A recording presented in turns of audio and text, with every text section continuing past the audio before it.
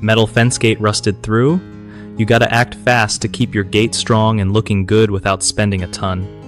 So, first off, check the gate for all the rust spots and figure out how bad they are. If it's just surface rust, grab some sandpaper or a wire brush and scrub it down until you hit clean metal. Then, slap on a rust converter or primer to stop it from coming back. If parts of the gate are totally eaten through, you'll need to cut out those sections and replace them with new metal pieces. Make sure to measure right and buy the same kind of metal so it fits.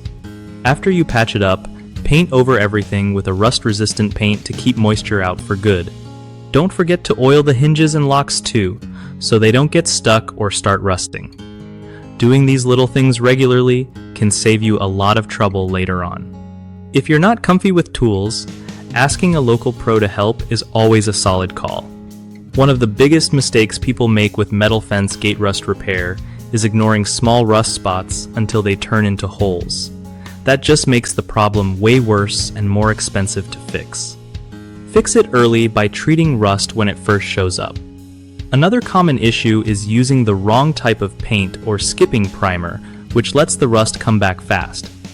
Always use rust-proof primer and paint designed for metal outdoors. Lastly, folks often forget about the hardware like hinges and latches, which can seize up from rust and mess with your gate's function. Keep those parts oiled and clean to avoid stuck gates or broken mechanisms. BigHomeProjects.com helps homeowners by connecting them with trusted local contractors who know exactly how to handle fence repairs and other home projects.